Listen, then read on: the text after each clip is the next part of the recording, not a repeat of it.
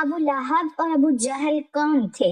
عام طور پر ابو لہب اور ابو جہل دونوں کو حضور صلی اللہ علیہ وسلم کا چچا مانا جاتا ہے، جبکہ ایسا ہرگز نہیں تھا، کیونکہ ابو جہل حضور صلی اللہ علیہ وسلم کا ہمسایہ تھا اور رشتے میں وہ نبی کریم صلی اللہ علیہ وسلم کی والدہ حضرت آمنہ۔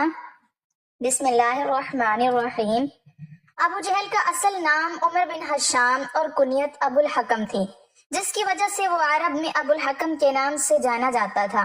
رشتے میں حضرت عمر رضی اللہ تعالی عنہ کا ماموں اور اسلام کے عظیم سپہ سالار حضرت خالد بن ولید رضی اللہ تعالی عنہ کا چچا تھا۔ عام لوگوں کا خیال ہے کہ ابو جہل کو یہ نام اسلام نے کم علمی اور ناخواندگی کی وجہ سے دیا تھا، جو کہ بالکل غلط ہے۔ ابو الحکم کا مطلب ہے علم و حکمت کا بادشاہ۔ وہ کئی گھنٹے بڑی لمبی تقریریں کیا کرتا تھا، شاعری بھی خوب جانتا تھا اور اپنے دور میں خانہ کعبہ کا متولی بھی تھا۔ میلے اور محفلیں کروایا کرتا تھا اور خانہ کعبہ کی تعمیر و توسیع میں بھی بڑھ چڑھ کر حصہ لیتا تھا۔ عرب کے لوگ دور دراز علاقوں سے لمبی مسافتیں طے کر کے اس کی تقریریں سننے آیا کرتے۔ ایک دن خانہ کعبہ کی دیوار سے ٹیک لگا کر بیٹھا تھا کہ ایک سیدھے سادھے دیہاتی کا وہاں سے گزر ہوا، جس نے کہا کہ صاحب اگر اجازت ہو تو ایک بات پوچھوں، مگر آپ وعدہ کریں کہ سچ بولیں گے اور میرے سوال کے جواب میں کوئی ڈنڈی نہیں ماریں گے۔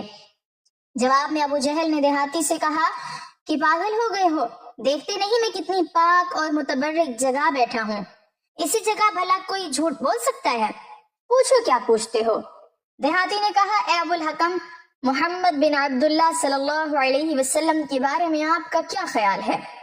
دیہاتی کی زبان سے یہ غیر متوقع سوال سن کر ابو جہل تلملا اٹھا اور اسے کہنے لگا، او ظالم، اس پاک جگہ تم کو یہ سوال نہیں پوچھنا چاہیے تھا۔ جس کے جواب میں دیہاتی نے کہا کہ میں نے اسی لیے اس جگہ کا انتخاب کیا ہے کہ یہاں کوئی جھوٹ بولنے کی جسارت نہیں کر سکتا۔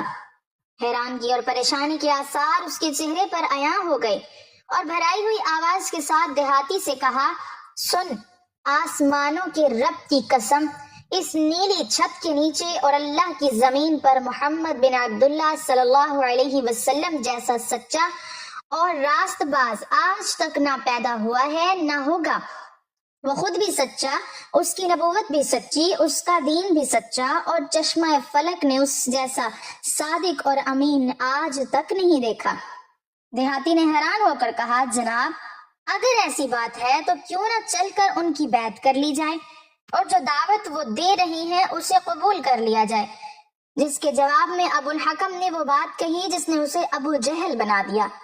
کہنے لگا، تیری ماں تجھ کو روئے، کبھی ان کی محفل میں جا کر دیکھو، وہاں تو عالم یہ ہے کہ کئی دن پیٹ پر پتھر باندھنا پڑتا ہے، اور اطاعت و فرما برداری کا یہ عالم ہے کہ ان کے ماننے والے ان کے وضو کا پانی زمین پر نہیں گرنے دیتے بلکہ اپنے کپڑوں سے مل لیتے ہیں اور ان کا پسینہ بوتلوں میں ڈال کر محفوظ کر لیتے ہیں۔ ان کی محفل میں آقا و غلام کی بھی کوئی تمیز نہیں، سب برابر سمجھے جاتے ہیں، جبکہ تم کو معلوم ہے میں قریش کا ایک مانا اور جانا ہوا سردار ہوں۔ لوگ میری قدم بوسی کرنے کے لیے طول و عرض سے میرے آستانے پر حاضری دیتے آتے ہیں، اپنا مال و متاع عطا نذرانے کے طور پر پیش کرتے ہیں، اور کوئی غلام میرے سامنے بیٹھنے کی جرأت نہیں کرتا۔ تو تمہارا کیا خیال ہے میں یہ جاہ و حشمت، یہ شان و شوکت قربان کر کے ان کے قدموں میں جا بیٹھوں؟ یہ وہ جواب تھا جو ابو جہل کے اس مائنڈ سیٹ کی عکاسی کرتا ہے، جس سے اسلام جہالت کا نام دیتا ہے کہ دوسرے کی بات کو سننے سے ہی اکثر انکار کر دینا چاہیے، اس کا دعویٰ اور دلیل کتنے ہی وزندار اور حقیقت پسندانہ کیوں نہ ہو۔ عمر بن ہشام کو ابو جہل یوں ہی نہیں کہا گیا، بلکہ ایک بار تو ایسا بھی ہوا، بڑی تیز بارش اور آندھی طوفان تھا۔ ابو جہل کے دروازے پہ دستک ہوئی تو اس نے اپنی بیوی سے کہا کہ اتنے خراب موسم میں میرے دروازے تک آنے والا جو بھی سوال کرے گا، مجھے لات و عزا کی قسم میں انکار نہیں کروں گا۔ جب دروازے پر پہنچا تو دیکھا کہ کائنات انسانی کا سب سے شریف اور سچا انسان، جس کی چوکھٹ پہ فرشتے بھی ادب سے حاضر ہوتے ہیں، اپنے 14ویں کے چاند سے زیادہ خوبصورت چہرے پر دل موہ لینے والی مسکراہٹ کے ساتھ اللہ تبارک و تعالیٰ کی وحدانیت اور کبریائی کا علم لیے کھڑا ہے، اور اپنے معصوم لبوں سے دلیل اور منطق کے انمول موتی بکھیر رہا ہے۔ مگر ابن حشام کی جہالت اور بدبختی کی انتہا دیکھیے، اس نے امام الانبیاء نبی رحمت صلی اللہ علیہ وسلم کی بات کو، جس کی قسم رب کائنات اپنی لاریب کتاب میں کھا رہا ہے، سننے سے ہی انکار کر دیا اور اپنے غفلت کے پردوں سے ڈھکے کانوں میں ناپاک انگلیاں ڈال لی، اور بیوی نے جب اسے اس کی قسم یاد دلائی تو اس کی جواب میں بھی اس نے وہی بات دہرائی کہ میں کسی کو اپنے سے بہتر نہیں مان سکتا، آخر مجھ میں کیا کمی ہے۔ یہ مفہوم ہے جہالت کا کہ دوسرے کی بات کو سننے سے ہی انکار کر دینا اور اپنی ہر بات کو سچ تصور کر لینا، اور اگر کوئی دلیل مانگنے کی غلطی کر بیٹھے تو تشدد اور جبر پر اتر آنا۔ یہ رویہ عدم برداشت اور غصے کو جنم دیتا ہے، جو جہالت کا اصل مفہوم ہے۔ حضرت بلال رضی اللہ تعالی عنہ سے روایت ہے کہ ہم مکہ میں حضرت ابوبکر صدیق رضی اللہ تعالی عنہ کے گھر حضور صلی اللہ علیہ وسلم کے ساتھ تھے۔ اس دوران کسی نے دروازے پر دستک دی، میں باہر نکلا تو اچانک کیا دیکھتا ہوں کہ ایک عیسائی دروازے پر موجود ہے۔ اس نے پوچھا، کیا یہاں حضرت محمد صلی اللہ علیہ وسلم بن عبداللہ موجود ہیں؟ چنانچہ میں نے اسے اندر بلا لیا۔ اس نے آ کر عرض کیا، اے محمد صلی اللہ علیہ وسلم، آپ خیال کرتے ہیں کہ آپ اللہ کے رسول ہیں؟ آپ اگر اللہ تعالیٰ کے سچے رسول ہیں تو آپ میری مدد فرمائیں اس شخص کے خلاف جس نے مجھ پر ظلم کیا ہے۔ حضور نبی رحمت صلی اللہ علیہ وسلم نے ارشاد فرمایا کہ تجھ پر کس نے ظلم کیا؟ اس عیسائی نے کہا کہ ابو جہل بن حشام نے میرا مال زبردستی چھین لیا ہے۔ حضور نبی رحمت صلی اللہ علیہ وسلم اٹھ کھڑے ہوئے، اور یہ ہجرت کے زمانے کی بات ہے۔ حضرت بلال رضی اللہ تعالی عنہ فرماتے ہیں، ہم نے عرض کیا، یا رسول اللہ صلی اللہ علیہ وسلم، یہ ابو جہل کی کہلولا کرنے کا وقت ہے، تو اس وقت آپ کا جانا اس پر کہیں شاک نہ گزرے، اور ہمیں ڈر ہے کہ کہیں وہ غضبناک نہ ہو جائے اور کہیں وہ آپ کو اذیت نہ پہنچائے۔ لیکن حضور صلی اللہ علیہ وسلم نے ہماری گزارش کو نہ سنا اور ابو جہل کی طرف تشریف لے گئے، اور ابو جہل کا دروازہ کھٹکھٹایا تو ابو جہل غضبناک ہو کر باہر نکلا۔ اچانک دروازے پر کیا دیکھتا ہے کہ رسول اللہ صلی اللہ علیہ وسلم تشریف فرما ہے۔ ابو جہل نے کہا، اندر تشریف لائیں، اور ساتھ ہی کہنے لگا، آپ میری طرف پیغام بھیج دیتے تو میں آپ کی خدمت میں حاضر ہو جاتا۔ حضور صلی اللہ علیہ وسلم نے ارشاد فرمایا کہ تو نے اس عیسائی کا مال جو لیا ہے تو اس کا وہ مال فوراً واپس کر۔ ابو جہل نے کہا کہ کیا آپ اس کام کے لیے تشریف فرما ہوئے؟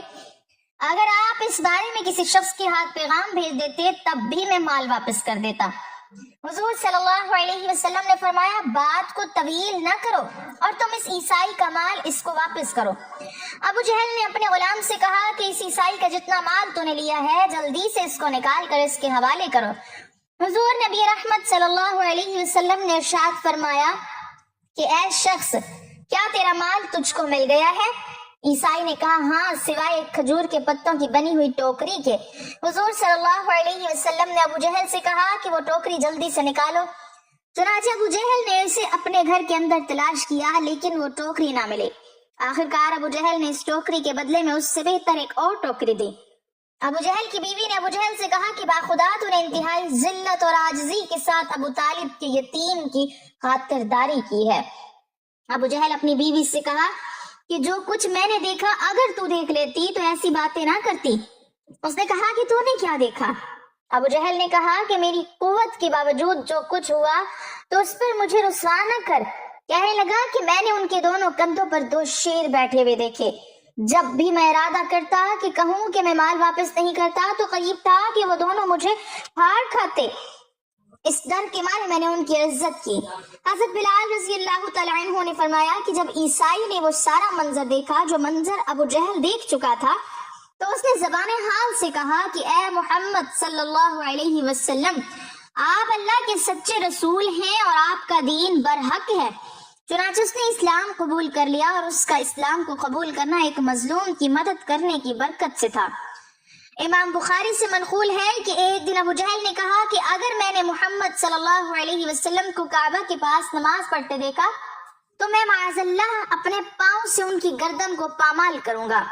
جب اس کی یہ بات حضور صلی اللہ علیہ وسلم تک پہنچی تو حضور صلی اللہ علیہ وسلم نے فرمایا، اگر اس نے ایسا کرنے کی جرت کی تو فرشتے اس کو پکڑ کر اس کے ٹکڑے ٹکڑے کر دیں گے۔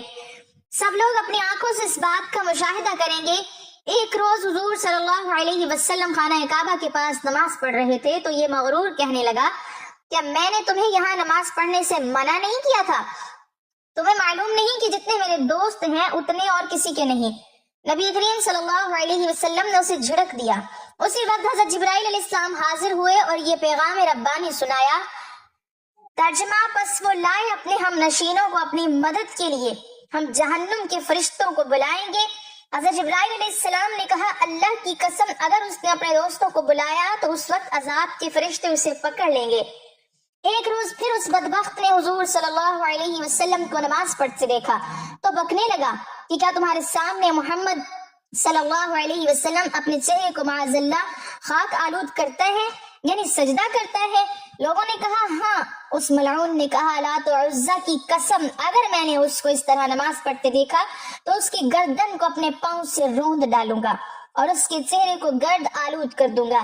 ایک روز حضور صلی اللہ علیہ وسلم نماز پڑھ رہے تھے تو وہ نزدیک آیا تاکہ اپنے خبیث ارادے کی تکمیل کرے، لیکن قریب آتے ہی اچانک الٹے پاؤں پیچھے بھاگا اور اپنے ہاتھوں سے اپنا بچاؤ کرنے لگا۔ اس سے کہا گیا، تمہیں کیا ہو گیا؟ کیا کر رہے ہو؟ اس نے کہا، میرے درمیان اور ان کے درمیان ایک خندق ہے جس میں آگ بھڑک رہی ہے، ایک ہولناک منظر ہے اور فرشتے پر مارتے نظر آ رہے ہیں۔ حضور صلی اللہ علیہ وسلم نے فرمایا، اگر وہ بدبخت میرے قریب آتا تو فرشتے اس پر جھپٹ پڑتے اور اس کے ٹکڑے ٹکڑے کر دیتے۔